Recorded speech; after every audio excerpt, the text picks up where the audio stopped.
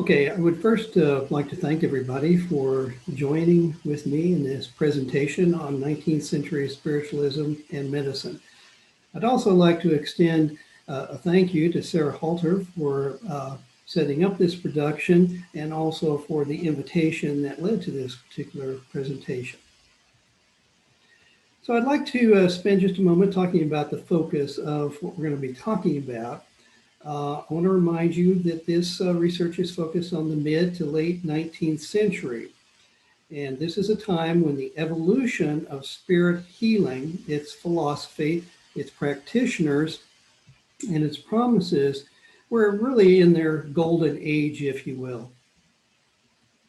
So this is the way we're going to achieve what I just mentioned as the focus of this particular presentation. We're going to begin with a brief history of modern spiritualism. Now, I know that for some of you, this will probably be a rehash, but there may be some individuals that will benefit from at least a little bit of information to help set the remainder of the talk into some context. We'll then move to the influence of spiritualism and talk rather briefly about that before we move on to electricity and magnetism. And the reason that that's included in this particular presentation will probably become more evident as we go on. We'll then pivot to a discussion of patent medicines. And as you can tell from the nature of this presentation, it's going to focus on those patent medicines that have some relevance to spiritualism and, of course, medicine. We'll then move on to non-traditional doctors, which is a term that I'm using to explain these individuals that were practicing their version of medicine, again, with a spiritualism focus. And finally, at the very end of this outline, you see there's a heading for mental illness. Now, you may be wondering why that's on there. It's not just because I'm a psychiatrist. There's another reason, and that will become evident towards the end of this discussion. So let's begin with a brief history of modern spiritualism. So it all began in the tiny town of Hydesville, New York in 1848. Now, as the story goes, the Fox family, John Fox being the patriarch, purchased a house in this tiny community in 1848. And roughly 3 months after moving in, they were awakened one night by a series of very loud knocking sounds. Now, as you can imagine, this alarmed the family, and they rose out of bed and they made a vigilant search throughout the house to find what was causing those noises, but they were unable to discover it, and so they went back to bed. Now, that is not the end of the story, obviously. Over the next few nights and indeed weeks, those knocking sounds occurred each time perhaps a little bit louder and with a bit more vengeance, if you will. Well, the family began adapting to these sounds, and in particular, the Fox's two young girls, Catherine, who was 12, and her sister Margaret were 15, they really began playing with these sounds. And what they discovered was, after a sort of trial and error, that if they spelled out each letter of the alphabet, that knocking sound, which came to be known as a rapping sound, would select that particular letter in the alphabet. And it would go something like this. So there'd be an A, a B, a C. And so that rapping sound was the signal to choose that letter. And so the Fox sisters, using this very laborious and tedious method, began communicating with what they later termed or accepted as the spirit of a man who had been murdered and buried in the basement of their house. Now, when a lot of individuals think of spiritualism, of course, their thoughts naturally gravitate to all things ghosts. And that's natural enough, but spiritualism, certainly in the time period we're looking at, was a whole lot more than this. It was a religion and it was a philosophy. And spiritualism, as one of its core tenets, of course, held that there was a continuum between life and death and in reverse. And in that transition, they described death almost universally as a pain-free free transition, no matter what precipitated it. Now, what you may not be particularly familiar with is that spiritualism also took positions on a number of controversial topics, certainly controversial at the time, one of which was they roundly denounced slavery. They also were opposed to organized religion, and they had a particular vehemence for Catholicism, which showed up in their writings. Now, when it came time for the re-election of President Lincoln, they were clearly in his camp, and they were ardent supporters of Lincoln. And finally, in other areas that spiritualism commented on and supported was gender equality. They were very much in favor of women's rights. And you see that I've got a line here about suicide. Now, you got to think for a moment here. Spiritualism was promising as one of their core tenets of their belief system that when you died, you painlessly transitioned, metamorphosed, if you will, into an afterlife where all your worries and your troubles, your transgressions were all through a series of echelons, if you will, they were erased. And so imagine an individual at the time who was very depressed, very troubled, and was contemplating suicide. So with spiritualism as one of the options, how did this belief system deal with suicide when the very essence of their belief system would almost make it a positive choice? Well, I'm going to leave you with that thought. We're not going to talk too much about suicide, but they did deal with it, and it is an interesting area. Now, here we have pictured Cora Hatch. Now, Cora Hatch was a very influential psychic medium in the 19th century, and she was coming into her own at the same time the Fox sisters were. She came from Cuba, New York, which is in the same general epicenter around Buffalo, New York, that led to a lot of the spiritual movement. Now, she was known as a public trance lecturer, and she was also a trance healer. We're first going to focus on her role as a public trance lecturer, since that's what a lot of people really knew her most for. And so the way it worked was this. Cora had an MC or manager, if you will. They would basically travel the country, not just the Northeast, but predominantly the Northeast. And the manager would rent out a hall or a lyceum, auditorium, if you will. They would advertise in the local newspapers that Cora Hatch was inviting people to come to one of her lectures. And more often than not, it was packed to the gills, standing room only, many times. And the way it then worked, once everyone was assembled and seated in the auditorium, the manager then would solicit questions from the audience. Now, these questions were often of a religious or metaphysical nature, and in a number of instances, they were designed with nothing more in mind than tripping up Cora Hatch and exposing her as a fraud. Now, the way it would then work is the manager would ultimately select one of those questions and present it to Cora. Now, at that point, Cora was seated. She would roll her eyes up towards the ceiling, and she would enter, for all intents and purposes, what appeared to be a somnambulistic state or a trance state, during which time it was assumed she was in contact with denizens from the spirit world that were then basically talking through her and answering those very religious or metaphysical questions. Now, in most cases, the audience was simply awestruck that this girl, who was advertised as having lacked any formal education, could wax so long and so philosophic about what were very complicated and convoluted topics. Now, for the purposes of what we're about in this presentation, we want to turn to Cora's role in spirit healing.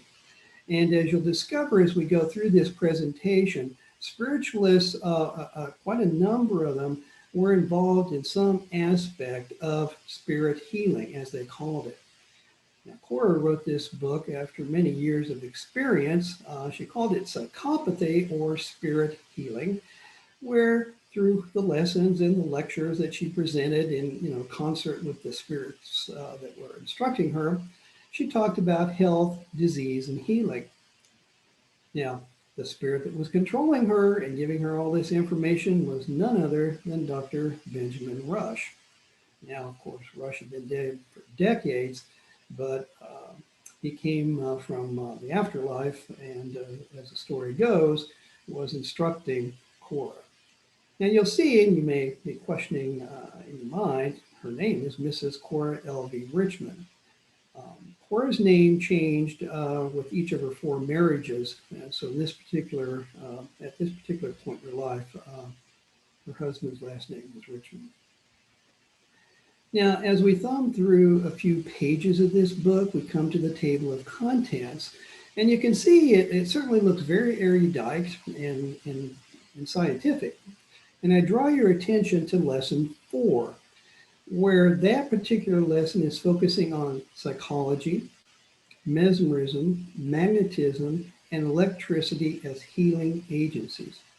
And I want you to keep those concepts in mind, those interlocking subject matter areas, because this runs throughout spirit healing.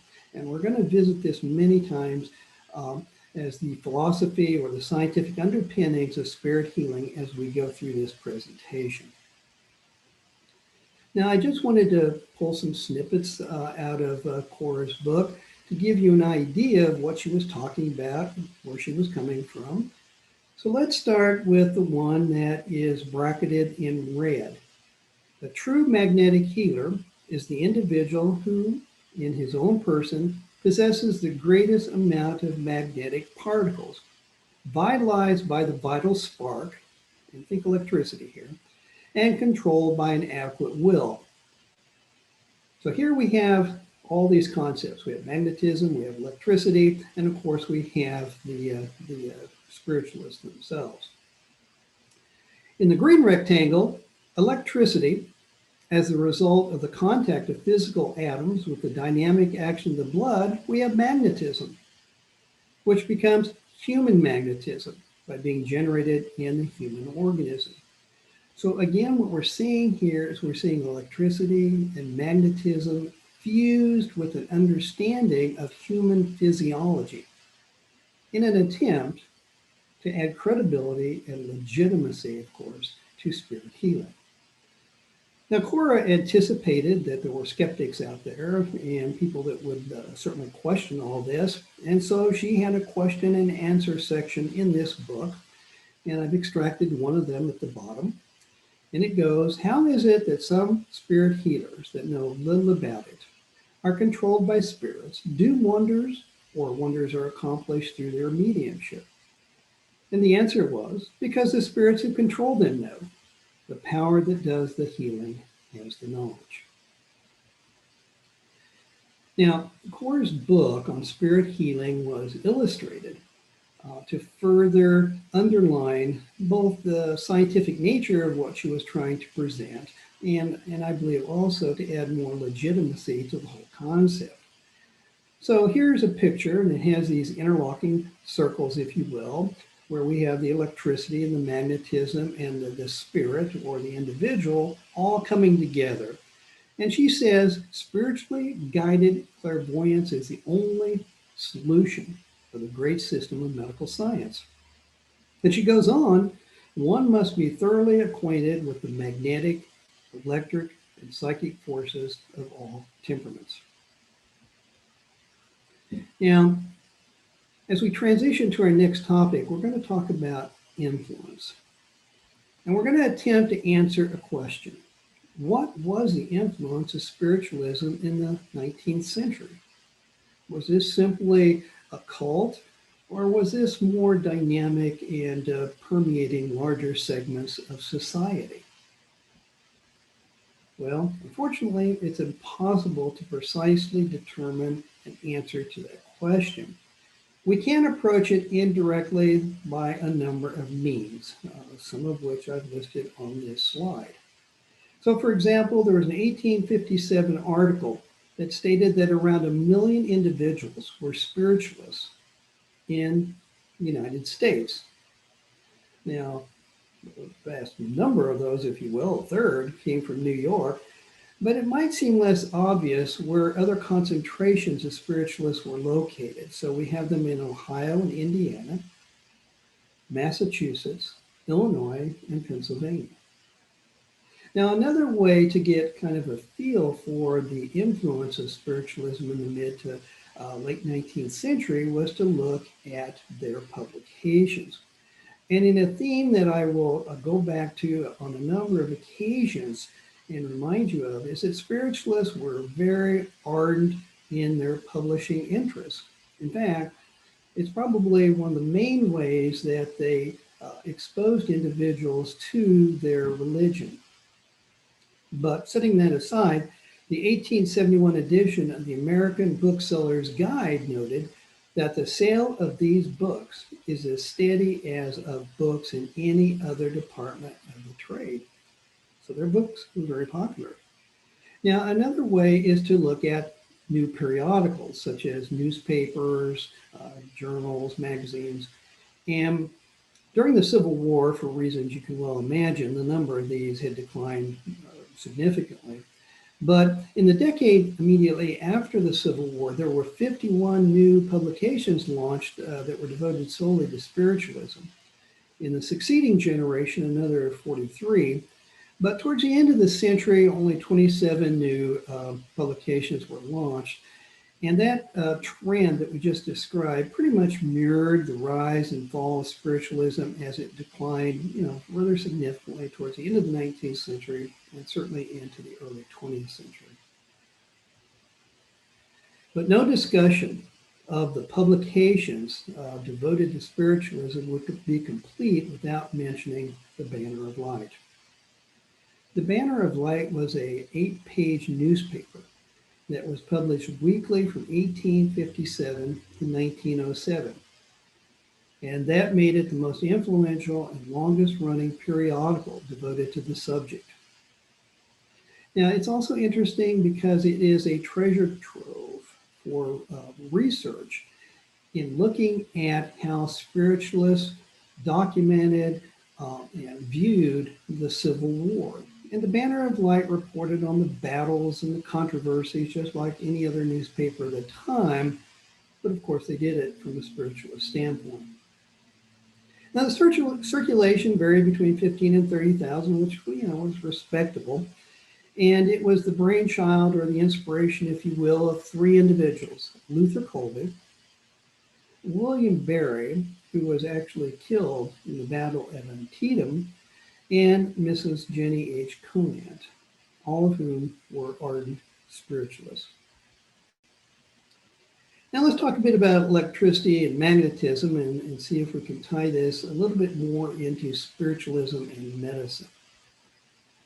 So keep in mind that during the time period that we're focused on, electricity was still a mysterious force, as was magnetism, and they were both invisible. But educated people did not doubt their existence, but they did doubt the invisible ghosts and the invisible manifestations that spiritualists claimed to have their experience with. And so spiritualism basically imported or adopted electricity and magnetism as arguments for why something can be invisible but still a reality. And so there are just so many examples of this through all the publications that were written about spiritualism at this time period. I've just got one here from 23 October 1858, not too long after the Banner started its run, in a column called Facts and Tests, Proof of Spirit Presence. And here we have a psychic medium talking about communications with an individual in the afterlife, and it's spirit electricity that was passing to her and was the modus of communication. Now, a bit more about how the reality, if you will, or the scientific nature of electricity and magnetism was used by spiritualism to uh, buttress their arguments of their realities. So here, again, from the Banner of Light from 1870, we have the curative properties of electricity. And remember, this is in this newspaper devoted to spiritualism. So there are many of the profession now who scout the claim that it possesses any virtues, especially animal electricity, or as it is more usually called, animal magnetism. Now, this particular article then goes on to cite what we can assume to be a real case involving a General Kilpatrick who had a tumor on his neck that apparently had resisted the efforts of other administrations to reduce it. But through the use of electricity, it was reduced. And so this was taken by the spiritualists as proof that spirit electricity could also do the same thing.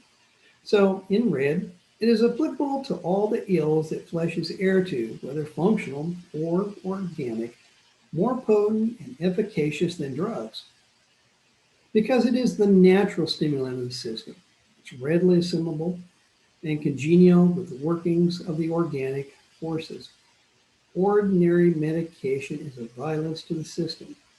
And we'll see that refrain repeated by many spiritualists as a way, again, to basically develop a market share, if you will. And it's exactly, and we'll look at that in a minute. So here we're going to look at patent medicines. Now keep in mind that spiritualists were very inventive, creative individuals.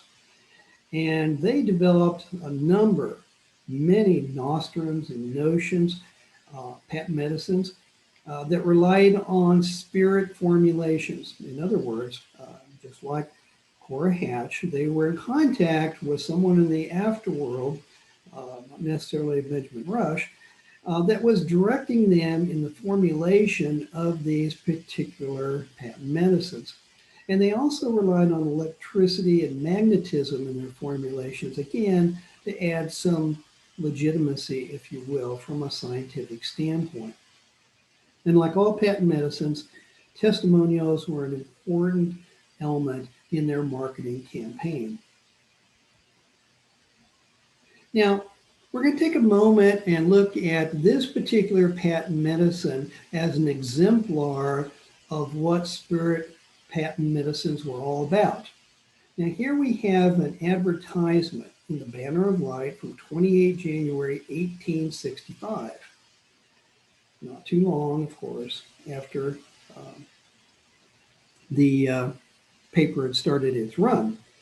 This particular patent medicine is called Mrs. Spence's Positive and Negative Powders, and it's a grand discovery. Medicine revolutionized. Magnetism is the key to medicine.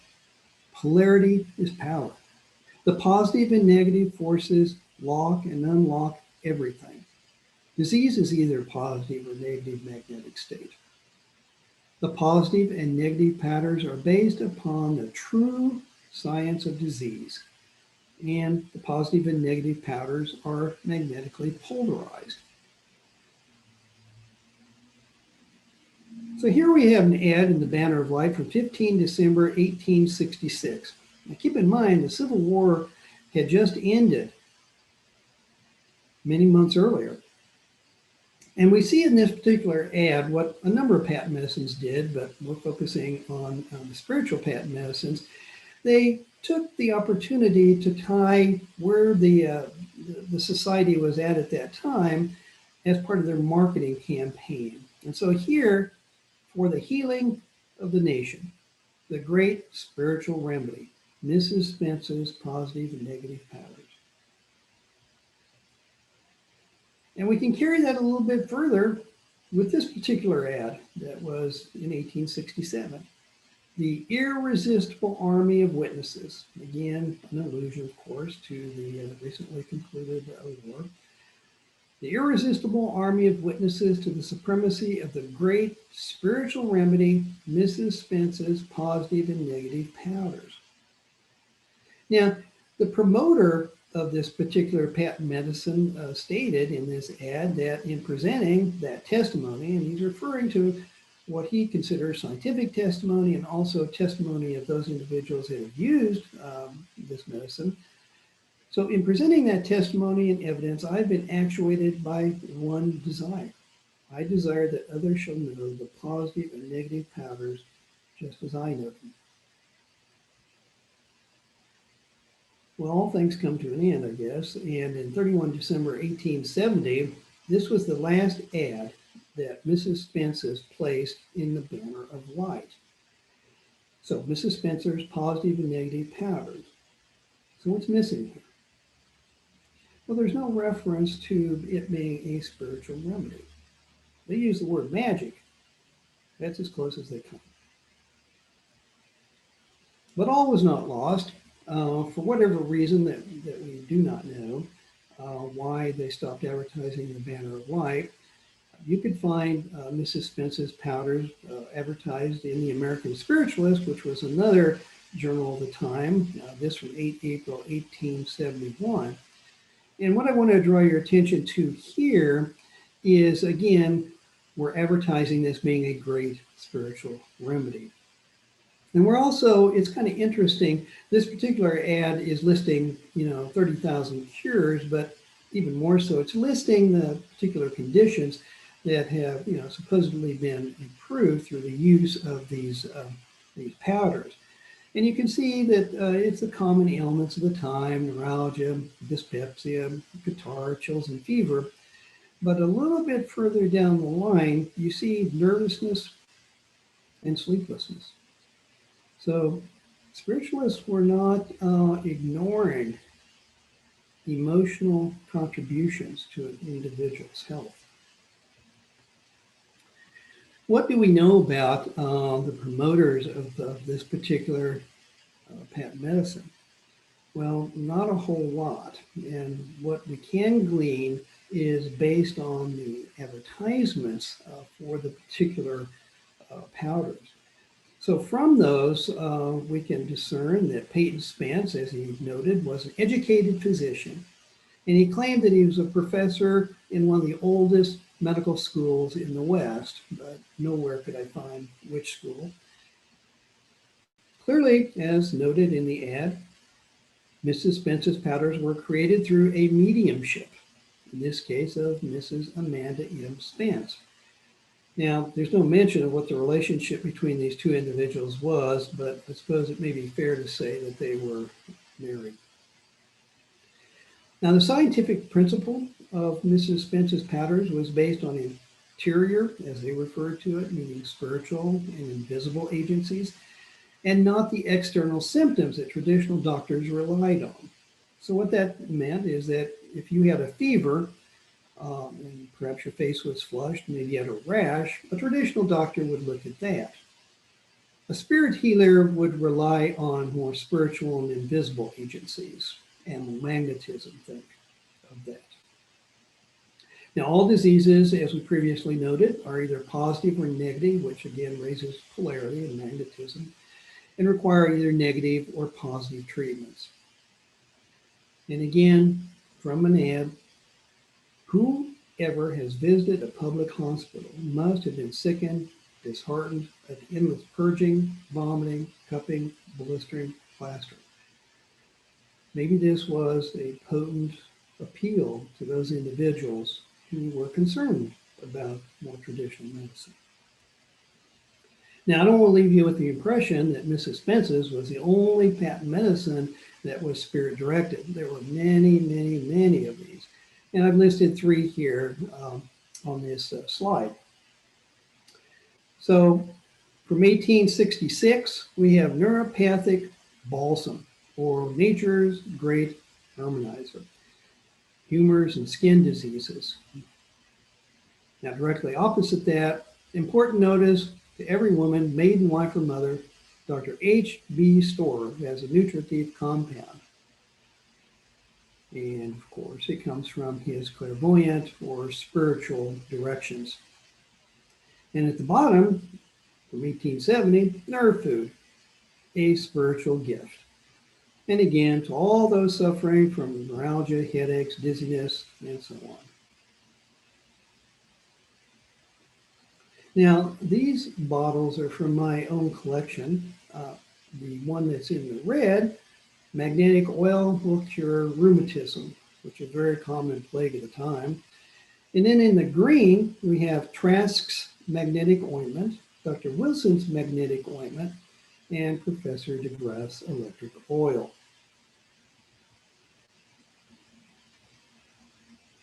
And here are some ads that accompanied those particular patent medicines. We have DeGraff's electric oil, which according to the ad can produce the most remarkable cures. And the patent medicine maker of DeGraff's is so confident in his testimonials that he's received as to its curable disease rate that he's willing to offer a substantial sum of money to anyone who can find or prove that those claims are fraudulent.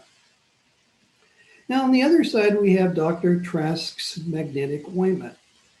Now, this was very popular patent medicine. It was around for more than 50 years.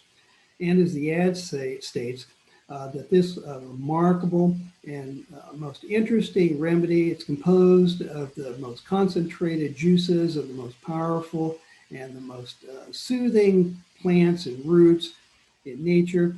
It's then chemically combined and put into a insulated bottle, and then an electric current is passed through it, and through the process it becomes Dr. Trask's magnetic ointment. So the little illustration there certainly makes it look like there's a very scientific process that's going on here, and probably designed to add some confidence to this particular patent medicine. But what was in Trask's magnetic ointment? Well, some people actually figured it out. Lard, finely chopped up raisins, and finely chopped up tobacco. Now, there's a backstory here that's sort of interesting. The individual who is primarily credited with the formula that ultimately became known as Dr. Trask's magnetic ointment was also fairly famous in his own right at the time. But he was known as being violently opposed to the use of tobacco, and made a lot of speeches and presentations advocating that tobacco be removed from society. So, of course, he didn't want his name attached to Dr. Trask's magnetic ointment, and now we can see why. Now, these are some other patent medicines that were spirit-based. One of the earliest I came across was from 31 December 1859, this in a publication called the Telegraph and Preacher. And it's simply labeled Spirit Preparations. And of course, the quality of this ad is not so great. I mean, it's a very old publication. But you can figure out that these spirit preparations are being advertised, can also be used as a cancer salve or eye water. So they can be used for a number of different things. Now, on the opposite side, we have Dr. William Clark's Spirit Magnetic Vegetable Remedies. That's from 1868. And his magnetic syrup eradicates humors, mercury, and all impurities from the system. And then in the middle, we have magnetic and electric powders. Well, that seems somewhat familiar. And so one has to wonder if this wasn't an attempt to perhaps take on Mrs. Spencer's negative and positive powders somewhat directly. But in any event, here we have magnetic and electric powders, something entirely new. It's a great nervine and regulator, a complete and reliable family medicine that's purely vegetable. And of course, it relies on magnetism and electricity, and its formulation was, of course, directed through clairvoyance.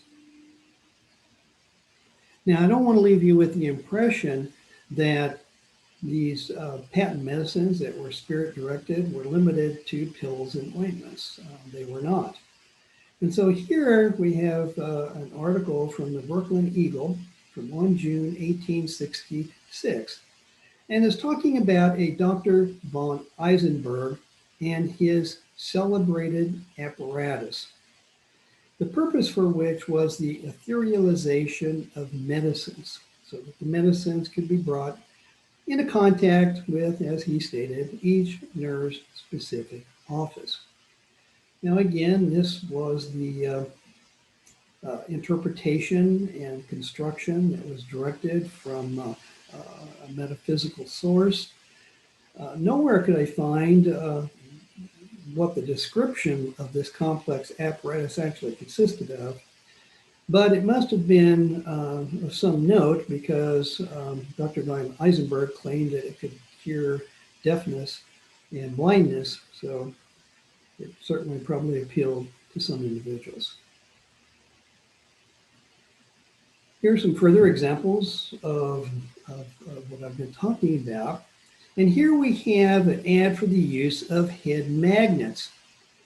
And boy, was this ahead of its time. And I say that all pun intended. And I'll get to that in just a second, but let's look at the ad.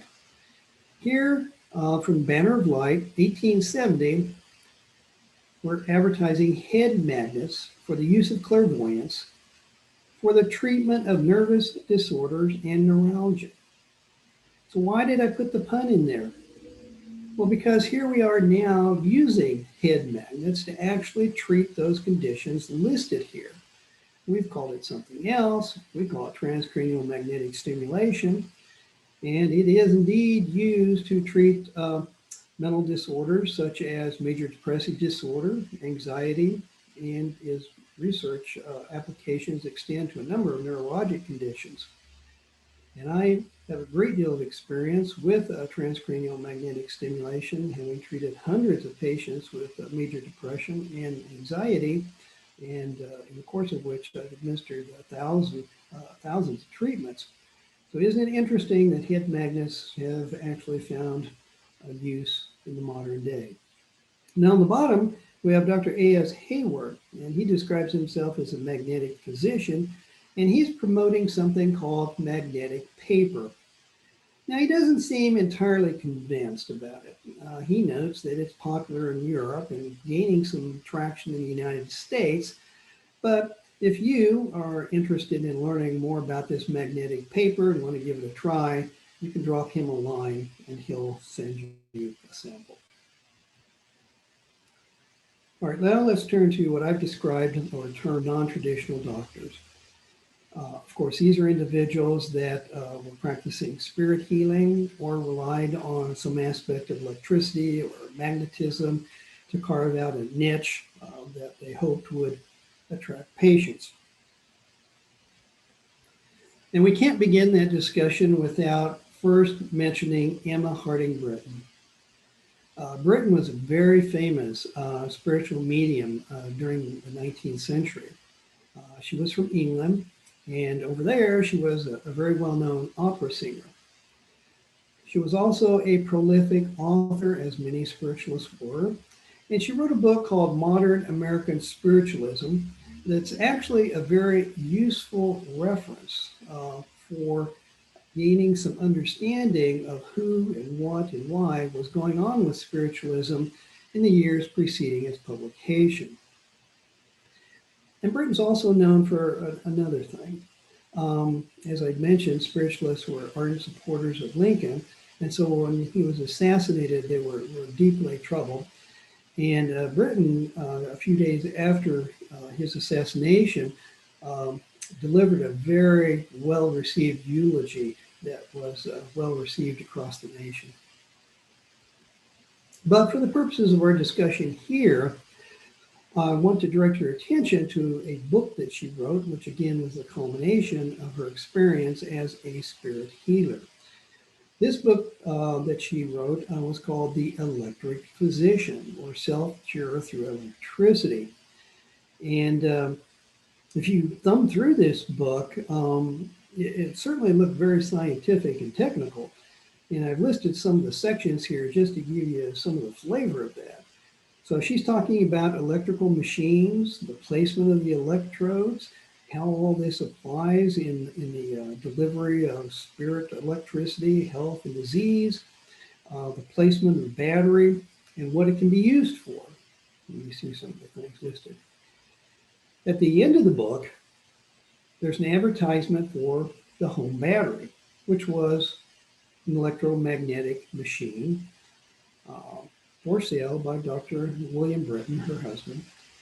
And for $12, you can get the regular machine, but if you want a larger one that's got more strength, then you would pay $15. And then with her book, you could either treat your family and friends or even set up your own shop as an electric physician. All right, your first reaction to this slide is probably, wow, that's overwhelming. There's just too much on this slide. And quite frankly, that's the impression I wanted to leave with you. These are just a tiny sample of the advertisements that non-traditional doctors placed in periodicals throughout the nation. And I'm just trying to give you an idea of how this spanned the years and the country. So if we start at the bottom, we have Scott's Healing Institute from 1859. And this was in the Telegraph and Preacher publication. And John Scott is a spirit and magnetic physician. Now, next to that, we have Madame Victorine Holland, the great European clairvoyant and magnetic doctoress. And she's advertising in Michigan in 1861. We have Dr. J.A. Flammer, who's an MD. He's advertising magnetic physician, and he's a healing medium. And he's looking forward to receiving you in his office, and he'll treat your rheumatism and nervous afflictions, among other things, in his Baltimore office. Now, directly below that, we've had mention of Dr. H.B. Storer before. In this ad, Mrs. Julia M. Fran joins him. And as their ad notes, they are widely known throughout New England as one of the most remarkable mediums and spiritual clairvoyants of the age. Will receive patients at their office in Boston. That's 1870. Now, directly below that, a small ad, the Pacific Clairvoyant Medical Institute.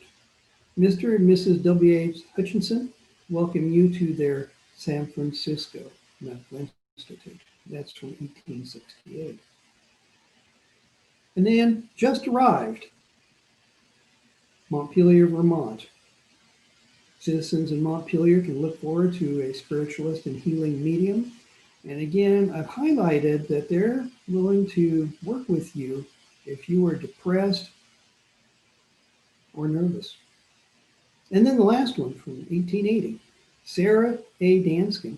She's a physician of the New School, and she is a pupil of none other than Dr. Benjamin Rush. And of course, it's been over 100 years since Dr. Benjamin Rush died.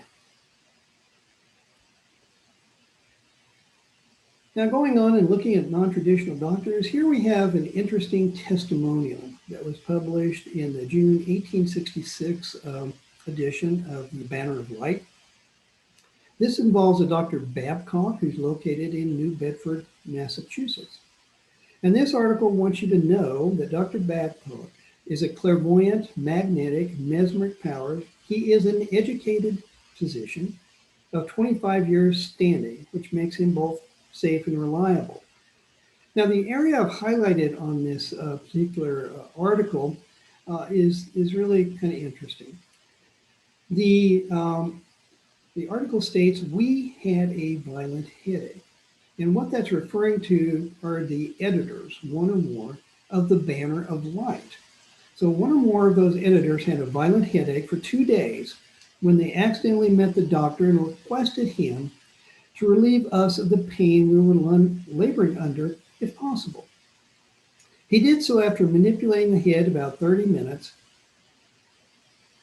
and proving to us beyond doubt that he possesses the power to heal by the laying on of hands. Now keep in mind, the laying on of hands in this case referred to spirit electricity or animal magnetism. And here we have another article. Dr. E.H. Willis, MD, wants you to know that he's opening a medical clairvoyant practice in New York City. This was published in the Banner of Light, 1 June 1867.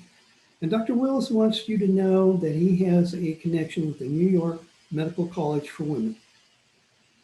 And like many spiritualists or spirit healers, he was involved in the marketing and manufacturing of patent medicines. In this case, one called Winchester's preparations of hypophosphatides, which was a very popular patent medicine of the 19th century. So if you remember at the outset of this presentation, I said we were going to talk about mental illness, and perhaps you were wondering why we would touch upon that in a discussion on spiritualism and medicine. But I'm hoping by now you have some idea why. So spiritualism's focus on electricity and nerves, as we've seen through the non-traditional doctors and patent medicines, naturally evolved to mental illness. And here we have Andrew Jackson Davis. Now, Davis was a pillar in the spiritualist community.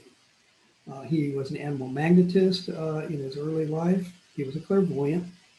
He was known as the Poughkeepsie Seer, and he was a truly prolific author. One of his books that he wrote was The Principles of Nature, Her Divine Revelations, and A Voice to Mankind. This is a huge book. And it was all trance-revealed, meaning that he was in a trance state and was receiving instructions line by line that another individual copied down as he spoke the word that the spirits were talking through him with. But again, for the purposes of our presentation now, I draw your attention to this book he wrote called Mental Disorders in 1871. So keep in mind, Davis was really a lion in spiritualism, so his books would have carried great weight. Mental disorders of the diseases of the brain and nerves. And he's talking about mania, insanity, and crime, and their treatment and cure. Now keep in mind, we're talking the 1870s at this point with these ads, and of course psychiatry was very much in its infancy. But here we have a Reverend Evans advertising his mental cure book. And he's also written other books that, of course, lead to the obvious conclusion that he's a spiritualist when he talks about the celestial dawn, the happy islands, and the new age and its messenger. So there were a number of traditional preachers or pastors, if you will, who converted to spiritualism, and we can assume that he was one of them. And then we have the ad at the bottom. Dr. Cheever is promoting a mental magnetic cure. And of course, it's through clairvoyance and contact with the spirits in the afterlife that he's getting help with this particular brand of healing. Now, spiritualism in a number of their planks that they supported. We have another here, and spiritualists favored alcohol prohibition, just straight up. They saw the ills that were being caused by alcohol use, and they really supported efforts to remove it from society. And you can see evidence of that in this ad from 1866. Drunkard stop, very bold headline. The spirit world has looked in mercy on scenes of suffering from the use of strong drink and given a remedy to take away all desire for it. So you just need to get in touch with Dr. Clinton Beers, interesting name. And then on the other side, we have the habit of drinking. This from Banner of Light, 1873, and this from Dr. Collins in Indiana. And he says, year after year, the apostles of temperance reform have urged upon the world the necessity of abstinence from intoxicating drinks, claiming that it was simply a matter of willpower alone to break away from the chains of the tyrant alcohol. But Dr. Collins knows better, and he has a solution. He has a liquor antidote, and you just need to get in touch with him, and he'll provide further information. Now, I'm sure many of you recognize this rather austere-looking individual. This is William A. Hammond, but you may be wondering what this has to do with spiritualism. But for those of you who may not be familiar with Hammond, let me briefly note that he had a very interesting military career. He was Surgeon General during the Civil War. He courted some controversy and was court-martialed and dismissed in 1864. But his life after the military was very productive. He was a professor of nervous and mental disorders at New York University and is considered one of the founders of modern neurology. And he wrote book after book, and you can see two of them listed on this slide. But again, we want to focus on what Hammond's role of spiritualism was. And here we have it. He wrote two publications, one from 1871 that was a journal article, and then another from 1876 that was an expansion on that original journal article. And I've just taken a snippet to give you a little bit of flavor for this.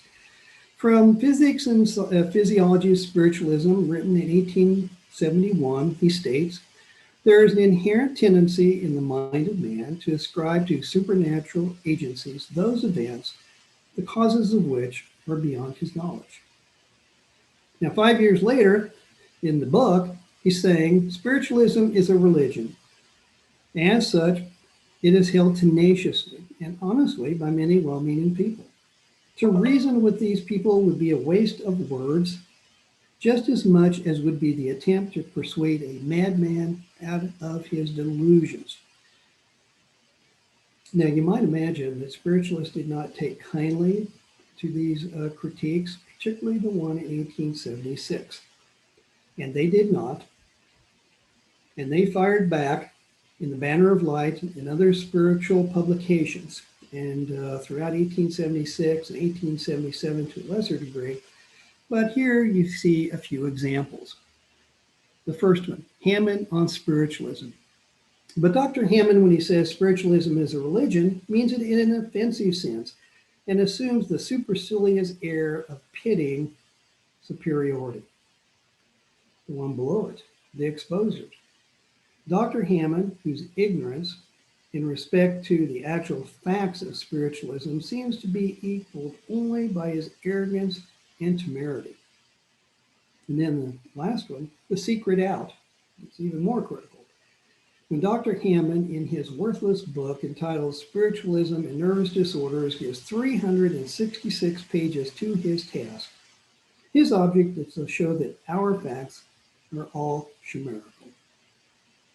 Well, this went on, as I said, throughout 1866 and 1877.